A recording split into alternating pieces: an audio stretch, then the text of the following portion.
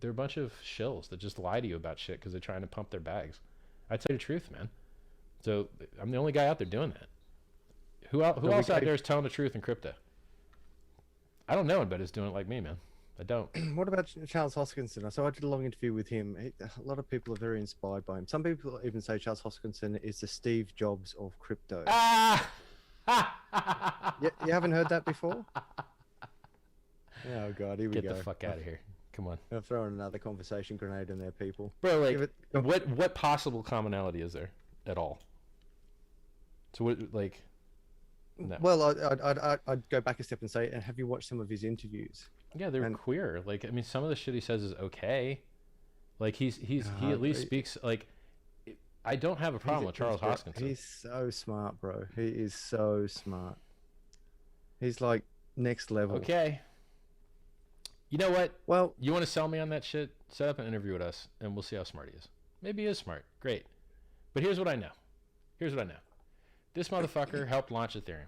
Okay? So everybody that hates Ethereum, you guys all hate Ethereum? Well, you got to hate on Charles because he was there helping launch that shit. So all you hating ass motherfuckers out there, hate Ethereum, hate Vitalik, you also hate on him because he was there for that shit.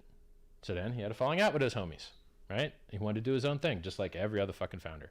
So Gavin Wood is like, oh, I'm going to go do my own shit. I'm going to go do Polkadot. And fucking homie Cardano man is like, oh, I'm going to go do my own shit. I'm going to do the Cardano, right? And then all the little fucking founders, they go and do their own competing shit that hurts the value of the other shit. People have finite money, and that finite money gets into finite ticker symbols. And so people are like, hey, man, why don't you launch Hex on XYZ? Because I ain't pumping their bags. Fuck them. I'm not pumping their bags. I'd rather see Hexicans build something that helps Hexicans. I'm not pumping somebody else's fucking bags. So, but you're still a fan of Ethereum, yeah? Because Ethereum is the most secure blockchain. Ethereum has the best auditors. Ethereum has the best tooling infrastructure. Ethereum has the best adoption. Ethereum has the best features. Ethereum has the most secure blockchain software that exists currently. It is proven effective.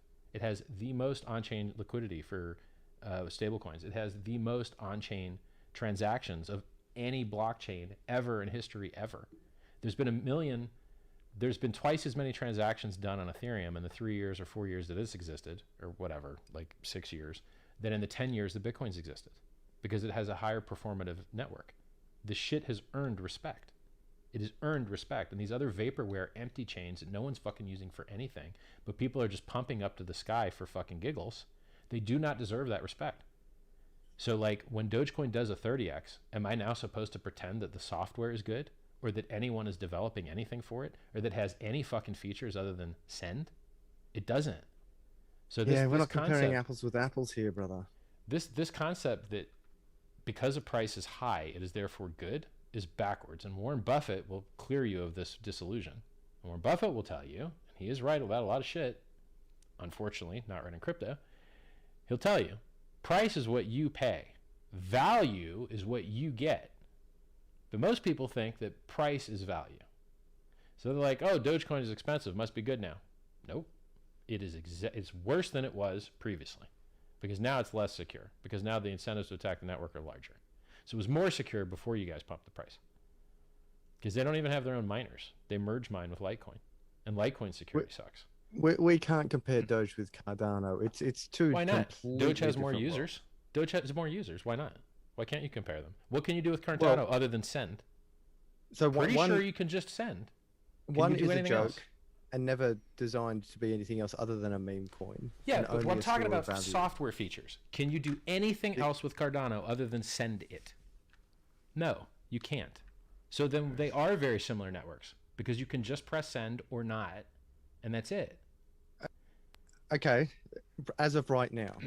But what is... So vaporware, hang on. So promises of others, so promise coin. So you bought a security where you're hoping and praying that the work of others pump your bags. Richard, you made a promise about Hex, and you had to develop Hex.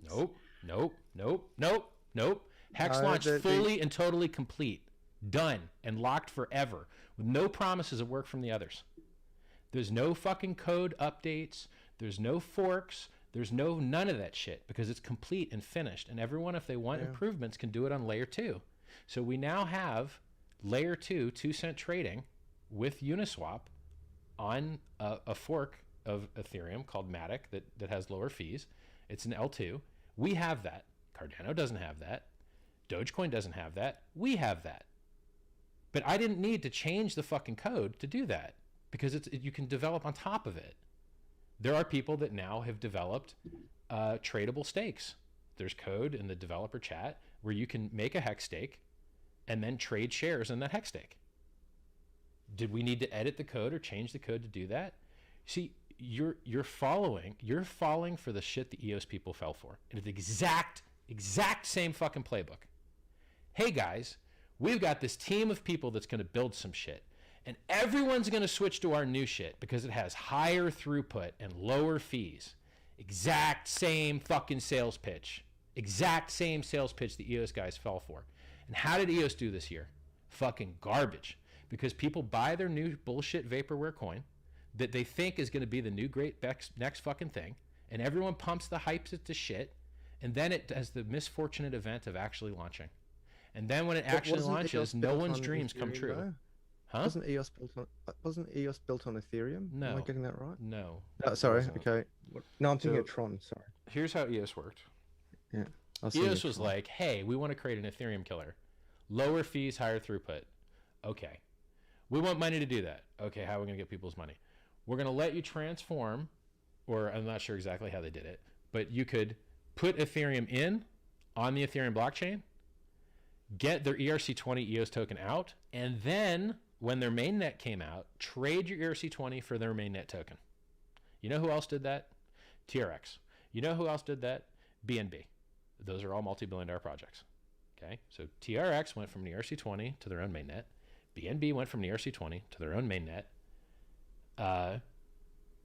EOS went from an ERC20 to their own mainnet. And I could probably list you other ones as well. Even Polkadot. I think Polkadot was an ERC20, and then they went to a mainnet. I think.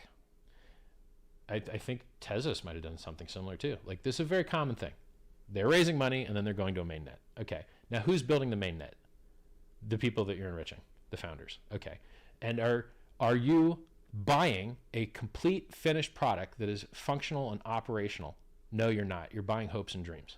And how does the hopes and dreams usually work out? It usually works out like the 2017 ICOs, where 99% of them went to fucking zero. So, oh, here's Siren Labs. They're going to make a blockchain cell phone. Nah, actually, you're going to lose all your money. How about that? Oh, here's this guy that's real popular on Dilbert, the Dilbert founder. Who's the guy that writes Dilbert? Adams. Scott Adams? I think so. But I might be wrong. But let's say Scott Adams, okay? Scott Adams writes Dilbert. I might be wrong. I might be mixing them up. Whatever. The fucking Dilbert writer guy. He makes a stupid token called When You. How's that shit going? Going to zero, motherfucker. Straight down. Oh, okay. So what happened to all these 2017 fucking ICOs? They all went straight down. Were they bad ideas? No, ideas were fine. Was the execution that bad? Oh, some of them was, yeah. But some of them launched and then just went to zero anyway. Hey, what happened to the Wax token with its NFT shit? Zero. What happened to Salt? Bitcoin lending? Zero. Hey, what happened to... I could sit here all fucking day and list you shit that went to zero. Or close. Or massively 95% down or whatever, right? So maybe some of them didn't make zero because you can't even trade at zero, so nothing can really go to zero. But basically price annihilated, right? So I'll amend my statement for legal purposes to say not zero, but dipped hard as fuck, 90% plus, okay? And so now the EOS guys did the same shit. So the EOS does EOS work? Yes. Do people use it? Yes. Is the price chart wrecked this year? Yes. Why? Because people buy the hype, and then when the shit actually comes, the price dumps.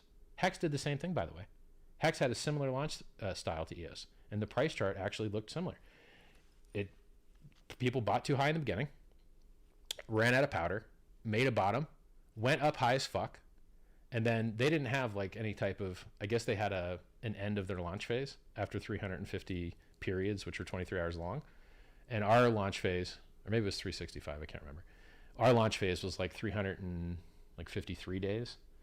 And then we had the big payday, which acted like a stock split, which amplified returns for longer stakers. And so if you had a long stake, you got to double in your stack. So if you had a 10-year longer stake, you doubled your stack. If you had a 1-day stake, you got a 30% on your stack just for that day.